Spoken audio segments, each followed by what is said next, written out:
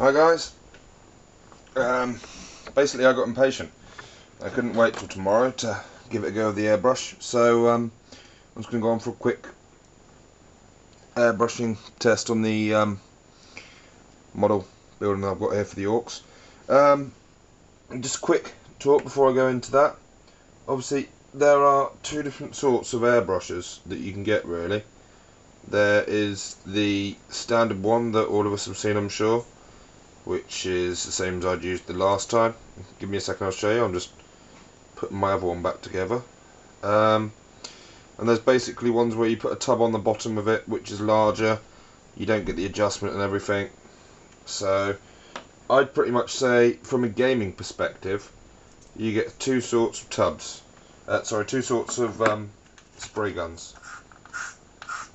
Don't mind me, I'm just soaking this up. So, let's see. Two sorts. Right, first sort is, excuse me, I'm just taking the pipe off quickly. This sort. This is the standard airbrush that I'd like to presume painters, gamers use and such. It's one that I've been using most of the time. And then you also get, for a little bit of variety, if you just give me a second, this sort. Now, this is actually what I used for spraying the vehicles earlier, as it's not as adjustable as the other one. You don't get all of the tweaks on the end of it and such. To be honest, it doesn't really matter to me, I won't lie, because I've got no idea what any of them do. But let me just connect this one up. One quick tip is, don't use cheap acrylic paint. It's just not worth the hassle. I know we've all thought it, well, you know, it's an airbrush and it costs all this money to keep getting the paints, and I'd rather know what I was doing before using decent paints and blah blah blah. Yeah, just don't, okay? Trust me, just don't. I have just spent the last half hour cleaning this airbrush out because I tried to use a cheap pound tub of acrylic paint, which comes out as a thick goop, of course, and no matter how much I watered it down, I even watered it down a little bit with isopropyl alcohol rather than just water for once, and still nothing. It just wouldn't come through for love nor money. And yet I know it's not the airbrush's fault, because when I used it earlier on the vehicles, it worked fine. Granted, it was a little bit splotchy on the paint, but I'd say that was down to a fault of me and the mixing and the quality of the paint in the first place, rather than the actual airbrush. But anyway, I was planning on using that one for this, but where I tried using the cheap paint, it's basically clogged up, so I've had to revert back to this one. So, here's what we're going to do. First off, because I'm not doing it in as much detail, if possible, I'm going to take off this end cap.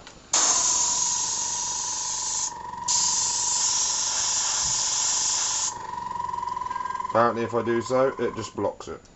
Handy. Right, anyway. Let's put the end cap back on again, shall we? As you can see, we're getting a thin layer coming out. Now, if I want that more, I believe I adjust the screw on the back. Anyway, it's not too important. All we're really going to go for at the moment is give the whole model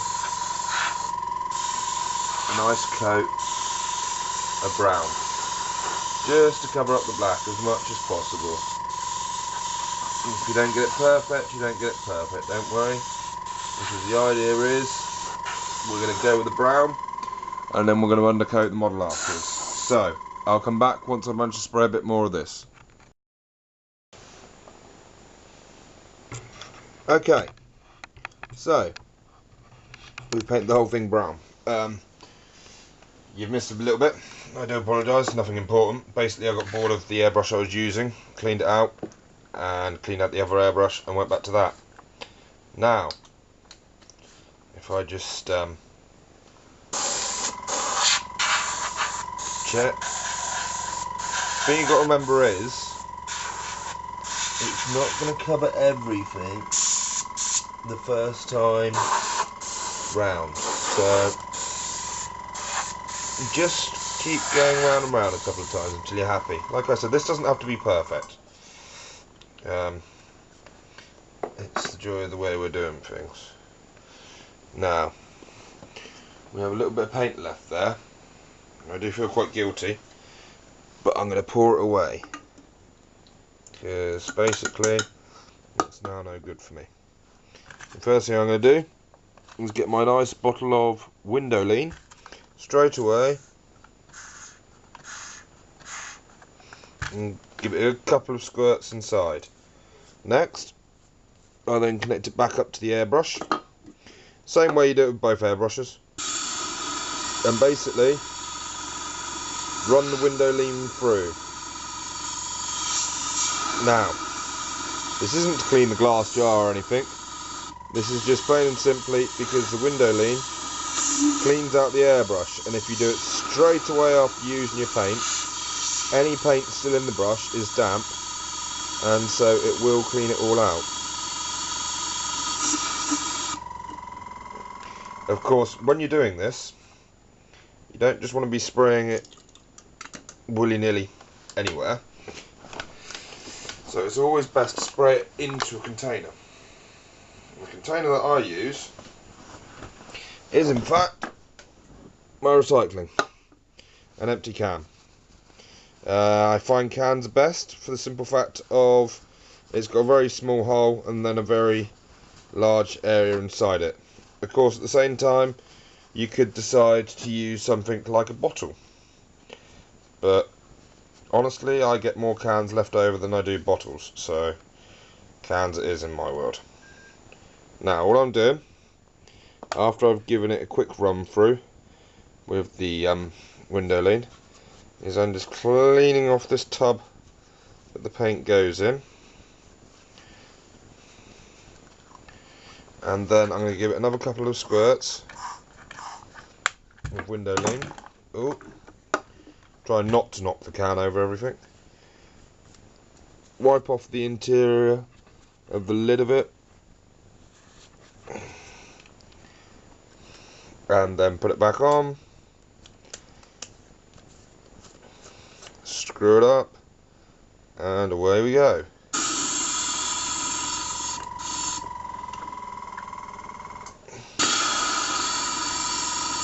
Now, the handy thing with this sort of airbrush, as opposed to this sort, is if you're doing big pieces, like the bit behind it, then it's ideal, because of course you can actually fit more paint in the bottle, container, jar, reservoir, whatever you want to call it. It doesn't really matter, it's the same thing, okay? Now, I've run a bit more window lean through. I'm now just pouring out the excess, and then I'll go back in again, wipe the jar out to check that's all clean, and then whilst holding the can, don't forget,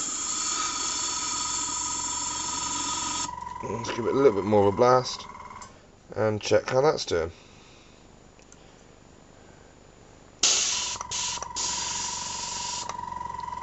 Now, this one still hasn't quite finished yet, so I will put it through again once I can get the needle back in. However, you get the idea, and I have just spent 5 minutes telling you this, so I do apologise. Right, we'll come back in a bit once I've got the next colour in. Okay, bye guys.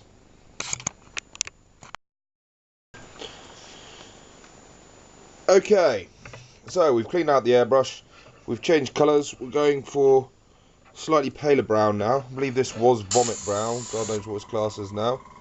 And basically we're just going to give it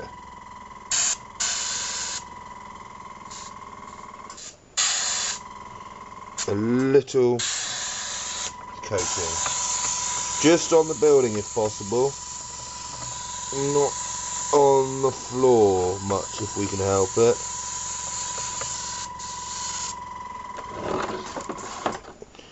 Just a little one. Same effect as dry brushing, really.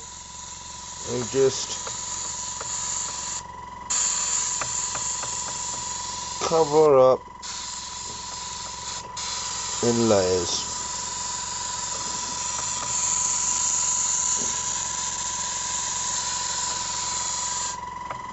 Okay, so we'll come back once I've done this one before I go on to the next layer.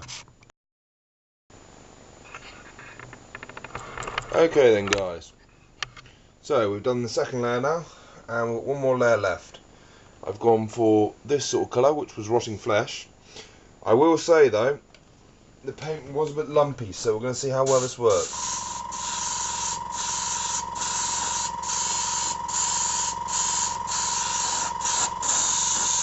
At the moment, seems to be coming out just about right. This is all we want. We don't want a thick layer.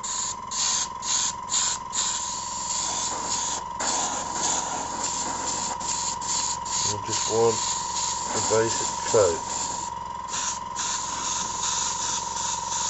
And see now, this all depends on what colour building you're going for in the first place. For instance, you might want it a more sandy colour. You might want it reddish, you know, all of which then makes a difference as to what colours you choose to highlight with. Now, when it comes to orcs though, I like to think that basically they're just going to be some sort of grubby, horrible colour where you look at it and go, what on earth is that made out of? I don't think I want to know. Because let's face it, brown sticky stuff for orcs probably isn't going to be the most appealing of materials. But anyway, as we can see, I'm just doing the same again, just a couple of light coats over it.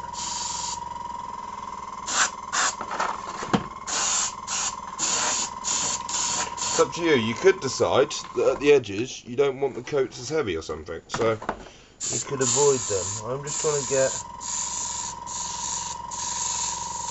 an even, though very sparse, coating over the whole model.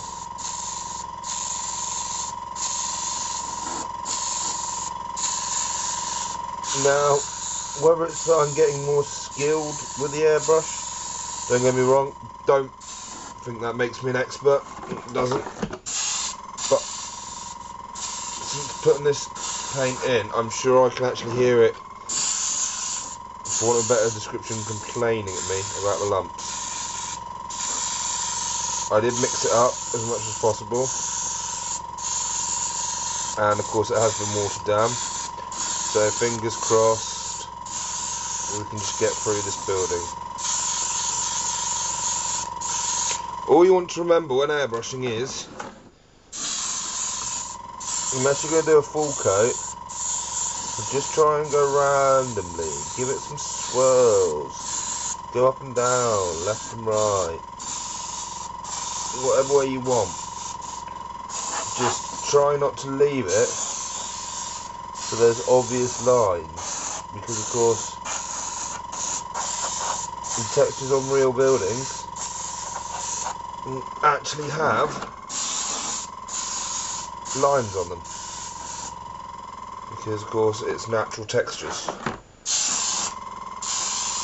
Now, you can of course keep doing this for as long as you want, make it as light as you like.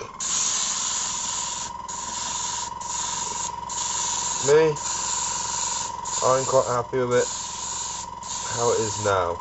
I'm just going to give the base a little coat of this. The idea was that I'd finish it in Iron Sun, however that idea didn't quite go to plan because I didn't want to, basically. I think this one's more in keeping with the colours of the original building.